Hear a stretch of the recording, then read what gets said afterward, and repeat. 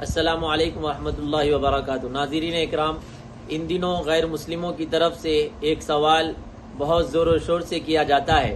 वो सवाल ये है कि मुसलमानों के लिए पहले उनका देश है या पहले उनका दीन है। तो इसका जवाब समझने से पहले एक बात समझना ज़रूरी है, वो ये है कि देश का मफ़हूम क्या है। मुख्तलिफ दुनिया के मुख्तलिफ खित्तों में बसने वाले मुख्तलिफ इंसानों के लिए मुख्तलिफ देश है, मुख्तलिफ मुल्क है। हमारा देश मुल्क हिंदुस्तान है, किसी और का देश अमेरिका है, किसी और का देश पाकिस्तान है, किसी का अरब है, किसी का तुर्किस्तान है। मुख्तलिफ इलाके के लोगों के मुख्तलिफ देश हुआ करते हैं। खुलासा ये है कि अल्लाह ताला ने जो ज़मीन बनाई है और जो अल्लाह ताला ने ज़मीन को पैदा किया, उसके मुख्तलिफ हिस्सों को मुख्तलिफ देशों के नाम से याद किया जाता है।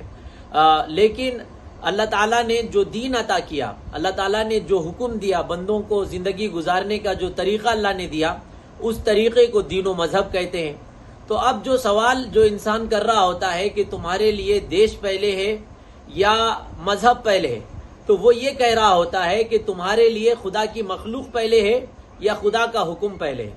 तो अब इसमें कोई भी अकल रखने वाला, जिसको जरी सी भी सोच समझ अल्लाह ने दी हो, जरी सी भी अकल अल्लाह ने दी हो, वो यही जवाब देगा कि अल्लाह का हुक्म पहले है और जो मखलूक है वो बाद में है। तो ये जो देश है, मुल्क है, ज़मीन का कोई हिस्सा है, ये सब अल्लाह की पैदा करदा मखलूक है। ज़मीन सारी की सारी मखलूक है। तो अब ज़मीन का एक हिस्सा, एक खित्ता जो हिंदुस्तान के नाम से मशहूर है या किसी और मुल्क के नाम से मशहूर है, उस मुल्क से मोहब्बत करना और उस मुल्क को रब के दीन से मुआजना करना और ये पूछना कि ये ज़मीन का ये हिस्सा तुम्हारे लिए ज़्यादा पाकीज़ा है, ज़्यादा मुक़द्दस है, या अल्लाह का हुक्म तुम्हारे लिए ज़्यादा मुक़द्दस है, ये अपने आप में ही दोनों में कोई मुआजना ही नहीं है, दोनों में कोई मेल ही नहीं है। एक तरफ अल्लाह का हुक्म, अल्लाह का दीन है, और एक तरफ अल्लाह की मखलूक है, पैदा की हुई चीज़ है, ज़मीन है।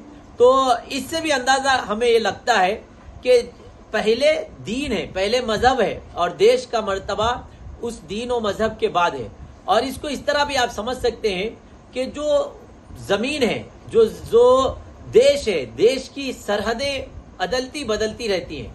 कभी उसकी सरहदें कम हो जाती हैं, कभी उसकी सरहदें बढ़ जाती हैं, कभी देश की सरहदों में कुछ इलाके दाखिल हो जाते हैं, कभी देश के सरहदों से कुछ इलाके बाहर हो जाते हैं। आप देखें कि 1947 से 1947 से पहले पाकिस्तान हिंदुस्तान में शामिल था, बांग्लादेश हिंदुस्तान में शामिल था, यानी ये पूरे हमारे देश के हिस्से थे, और हम इन तमाम हिस्सों से मोहब्बत किया करते थे, और इन तमाम हिस्सों के लिए हमारे बड़ों ने कुर्बानी दी जानों की। लेकिन जब 1947 में बंटवारा हुआ और पाकिस्तान अलग हो गया, बांग्लादेश अलग हो गया, तो वही पाकिस्तान जो कभी हमारे देश का हिस्सा हुआ करता था, जिसकी आज़ादी के लिए हमने अपने जानों का नजराना दिया, अब जब वो हमारे देश से अलग हो गया तो अब हम उसको मुंह भर भर के गालियां देते हैं। अब पाकिस्तान को गालियां देते हैं, बांग्लादेश को गालियां देते हैं। खुलासा ये कि जमीन का एक हिस्सा वो किसी वक्त में हमारे लिए मुकद्दस होता है और किसी वक्त में हमारे लिए जो है वो नापाक सरजमीन हो जाती है। एक ही हिस्सा है, अगर वो हमारे बॉर्डर के अंदर आ गया तो फिर हम उसको एहतराम की नजर से देखते हैं। वही हिस्सा अगर हमारे बॉर्डर से बाहर निकल जाए तो फिर हम उसको गालियां देने लगते हैं। आप देखें कि आजादी के वक्त बहुत सारी आजाद रियासतें थी कि जो हिंदुस्तान में शामिल नहीं थी, लेकिन आजादी के बाद इसको शामिल कर लिया गया। तो आजादी से पहले ये हमारे देश का हिस्सा नहीं था, अब आजादी के बाद ये हमारे देश का हिस्सा हो गया। तो जमीनें ये कभी जो है देश का हिस्सा बन रही है, कभी देश का हिस्सा नहीं बन रही है। आप बॉर्डर पे जाएंगे कि ऐसा भी आपको मिलेगी कि एक कदम उधर करेंगे तो आप देश से बाहर हैं, एक कदम इधर कर दें तो आप देश के अंदर हैं। तो ये जमीनों की सरहदें बढ़ती रहती हैं। आज जिस पाकिस्तान को हम गालियां देते हैं मुंह भर भर के, वो अखंड भारत के अंदर है, यानी अखंड भारत का जो नक्शा है उसके अंदर पाकिस्तान भी है, बांग्लादेश भी है, अफगानिस्तान भी है। तो जिस अफगानिस्तान को आज गालियां दे रहे हैं, आप ये समझे कि अगर अखंड भारत का ख्वाब शर्मिंदा ताबीर हो जाए और अखंड भारत बन जाए और ये अफगानिस्तान भी भारत में आ जाए, पाकिस्तान भी भारत में आ जाए, तो उस वक्त यही सरजमीन जिसको हम अभी गालियां दे रहे हैं, यही सरजमीन हमारे लिए इज्जत के मोहब्बत के काबिल हो जाएगी ये सरजमीन।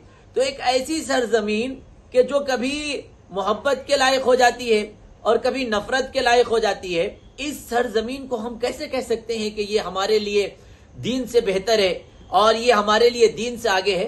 तो आप अकल के जाविये से भी अगर सोचेंगे तो आपको ये समझ में आएगा, अकल भी आपकी यही गवाही देगी कि पहले मजहब है और देश, इसका दर्जा बाद में है। इसका मतलब ये नहीं है कि देश से मोहब्बत नहीं है, मोहब्बत एक अलग चीज है, मोहब्बत करना अलग चीज है, लेकिन दर्जा किसका बड़ा है ये अलग चीज है। मैं अपने माँ बाप से मोहब्बत करता हूं, लेकिन इसका मतलब नहीं कि मैं अपने माँ बाप को दीन से ज्यादा अहमियत दे दूं। मेरा दीन सबसे ज्यादा अहम है, चाहे मेरे माँ बाप भी अगर आ जाए तो मेरी माँ बाप की मोहब्बत दीन के मुकाबले में कम हो जाएगी और दीन आगे हो जाएगी। तो मोहब्बत हमें हमारे देश से जरूर है और दिलो जान से ज्यादा हमें हमारे देश से मोहब्बत है। आप देखें कि जब हिंदुस्तान को अंग्रेजों से आजाद कराने का वक्त आया तो मुसलमानों ने बेतहाशा अपने जानों की कुर्बानियां दी। सबसे पहले अंग्रेजों का मुकाबला जिसने किया वो बंगाल का नवाब सिराजुद्दौला था, जिसने अंग्रेजों के खिलाफ मुकाबला किया। और आप आज भी देखें, आज ऐसे दौर में जबकि तारीख को मिटाया जा रहा है और जंग आजादी में मुसलमानों की जो कुर्बानियां थी उसको खत्म करने की कोशिश की जा रही है, ऐसे दौर में भी अगर आप दिल्ली के इंडिया गेट के पास जाएंगे, वहां पर शहीदों के नाम लिखे हुए हैं।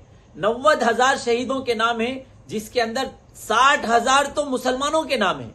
यानी इस देश के लिए कुर्बानी देने वालों में 2 हिस्से मुसलमानों के हैं और जानों का नजराना पेश करने वालों में बढ़ चढ़ कर मुसलमानों ने हिस्सा लिया। तो मोहब्बत देश से अलग चीज है, लेकिन जब मुकाबला होगा देश का मजहब से तो मजहब ऊपर है और मजहब का मकाम जो है बुलंद है। आप ये कोई मुसलमानी नहीं बल्कि गैर मुस्लिम से भी आप सवाल करें जो मजहब में बिलीव रखता है, जो मजहब को मानता है, अकीदा रखता है, उसका भी यही जवाब होगा। मिसाल के तौर पर कोई गैर मुस्लिम यानी कोई हिंदू है, वो हिंदुस्तान से निकलकर अमेरिका चला जाता है और अमेरिका की शहरियत उसने ले ली है, वहीं अब उसको जीना है, वहीं उसको मरना है, वहीं उसने घर बना लिया, सब कुछ अब उसका रहना सहना वहीं हो गया। अब अमेरिका की शहरियत उसको मिल गई है। अब उससे कोई ये पूछे कि भाई तुम ये बताओ कि तुम्हारे लिए तुम्हारा धर्म पहले है या तुम्हारा देश पहले है, तो वो साफ अल्फाज में यही कहेगा कि मेरा धर्म पहले है। भाई मैं आज अमेरिका में हूं, क्या पता कल अमेरिका में रहूं या ना रहूं, कल कहां रहूं। तो इसी तरीके से कोई भी मजहब के मानने वालों के लिए मजहब पहले होता है, क्योंकि मजहब ही इंसान को इंसान बनाती है और हमारा मजहब ही हमको जो है बुराइयों से रोकता है, हमारा मजहब ही हमको अच्छाइयों की तरफ उभारता है। ये मजहब ही है जिसने हमको गलत कामों से रोक रखा है, ये मजहब ही है जिसने हमको आपसी भाईचारगी और आपस में एक दूसरे की रियायत करना हमको सिखाया है। तो बहरहाल ये सवाल ही गलत है कि आपके नजर में देश पहले है या ये कि आपकी नजर में मजहब पहले है।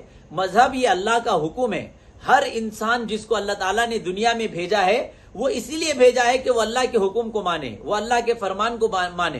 तो अल्लाह के फरमान के मुकाबले में तो कोई आ ही नहीं सकता है। हाँ, आप ये सवाल कर सकते हैं कि आपके लिए हिंदुस्तान ज्यादा मोहब्बत के काबिल है या पाकिस्तान ज्यादा मोहब्बत के काबिल है। हम बगैर सोचे समझे ये जवाब देंगे कि हमारे लिए हिंदुस्तान ज्यादा मोहब्बत के काबिल है, क्योंकि हमारे लिए अगर हिंदुस्तान मोहब्बत के काबिल ना होता तो हम उसी वक्त चले गए होते जिस वक्त पाकिस्तान बना था और लोग हिंदुस्तान से पाकिस्तान की तरफ हिजरत कर रहे थे। लेकिन हमारे आबा और अजदाद ने इसी मिट्टी में रहने को पसंद किया और बज़बान हाल उन्होंने कहा कि इसी जमी के खाक से यही खाक अपनी मिलाएंगे, इसी जमी के है खाक से यही खाक अपनी मिलाएंगे, न बुलाए किसी के आए हैं न निकाले किसी के जाएंगे।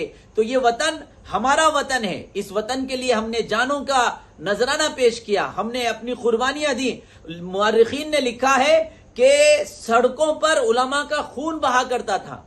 दिल्ली से लेकर लाहौर तक कोई दरख्त ऐसा नहीं था कि जिस पर उलमा के सर को काट कर लटकाया ना गया हो। तो वो कुर्बानियां हम लोगों ने पेश की है। लेकिन अगर इसका मुआजना अगर आप मजहब से करेंगे तो बहरहाल मजहब हमारे रगो रेशे में बसा हुआ है और अल्लाह के बातों को मानना, अल्लाह के बातों के लिए अपनी जान को दे देना, ये हमारे लिए कोई बड़ा काम नहीं है। ये तो जान दे दी उसी की थी, हक तो ये है कि हक अदा न हुआ।